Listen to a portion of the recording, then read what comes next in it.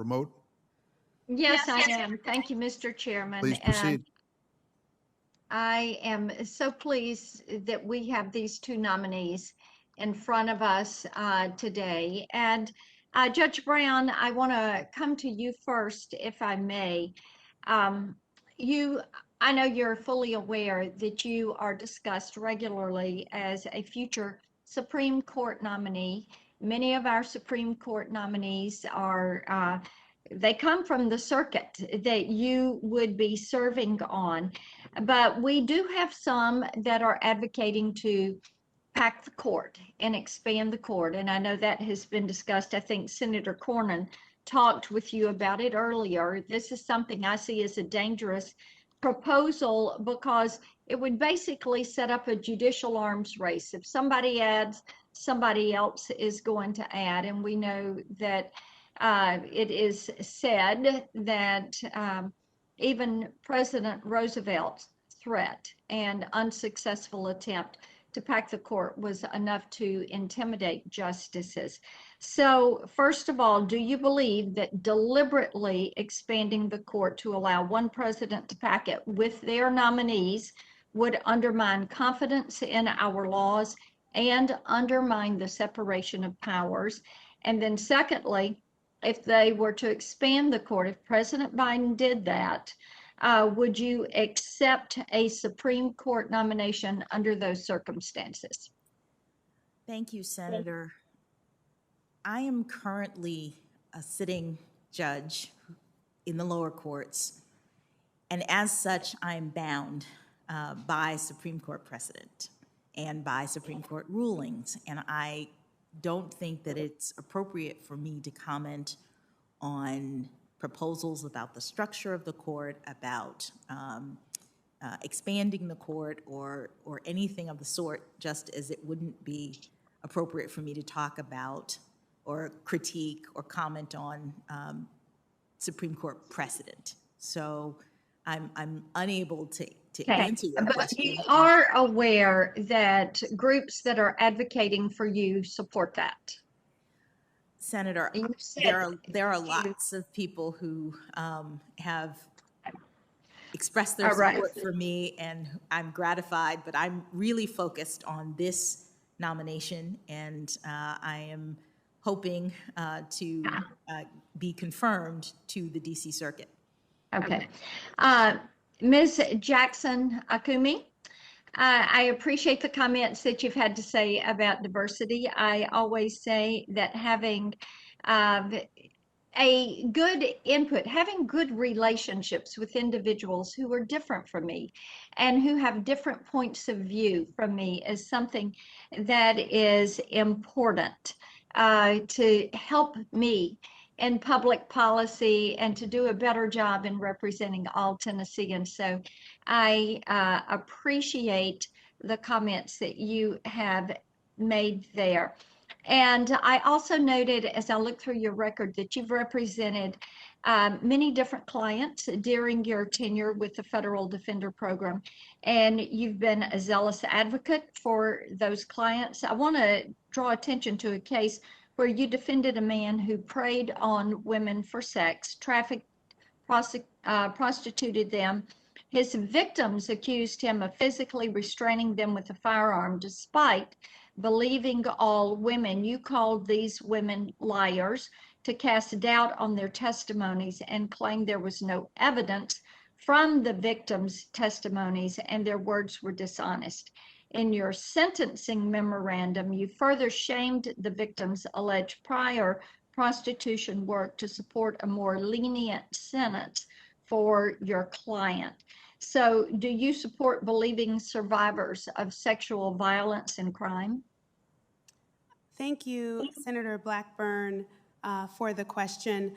I'm not sure which case you are referring to. As we've shown, I've represented more than 400 clients, and a number of those cases were sex offense cases. What I can say is that calling a victim a liar is not something that I've done in court or in written record. It is certainly my job as an attorney to examine the evidence and present questions about the evidence to the court where appropriate and where necessary. And then Okay. Then let's do this. Let me give you the specific case and you can submit in writing, because your sentencing memo is something that does cause me concern.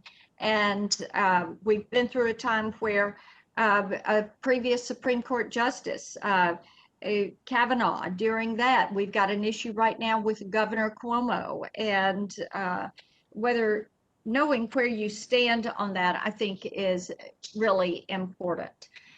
So I will get that to you in writing. Is that okay? thank you, Senator. Thank you. I appreciate that. Judge Jackson, I want to come back to you. In 2019, you granted a preliminary injunction against a DHS rule expanding the use of the department's statutory authority to use expedited removal procedures.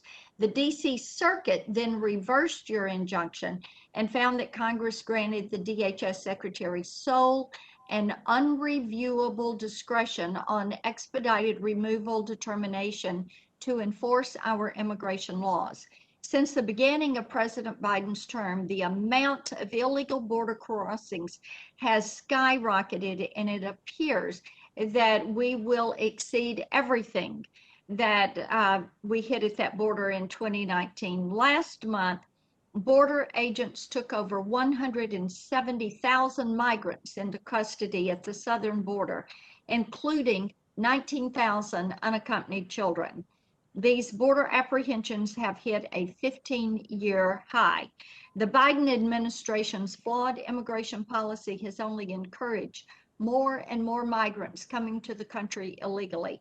On top of that, the administration is failing to properly handle the surge in illegal crossings and has allowed our country's borders to be overwhelmed. They have even failed to acknowledge the crisis exists. The administration's failures have caused massive suffering and endangered communities, and anyone who has not been to that border needs to go. I was astounded. So, Judge Jackson, do our Homeland Security officials lack sufficient authority to act decisively and timely to keep us safe and enforce these immigration laws? Thank you, Senator. I've had a number of immigration cases, and in those cases, like the one you mentioned, what I'm doing is I'm evaluating the law, the immigration laws, very complex scheme, the facts in the particular case and the claims that are being made, the arguments of the parties. I'm not assessing the policy. I'm not making a determination about sort of in a general sense of whether or not DHS officials have enough authority or any other sort of policy consideration. Given what it is that I do and that is in my purview, I can't say whether they have enough authority. What I can tell you is that in the case that you referenced that I worked on, there was a disagreement. The DC Circuit disagreed with the way I had analyzed the statute, and that sometimes happens, that judges disagree on statutory interpretations, and so they made the ruling that they made, and that's binding precedent now in our circuit for how that statute is to be interpreted. Okay. All right, I have one other I will submit to you for writing, and it has to do with the number of reversals that you've had. But I see Senator Booker there, and Mr. Chairman, I thank you for the time. Thank you very much, Senator Blackburn. Senator Booker, are you available by remote?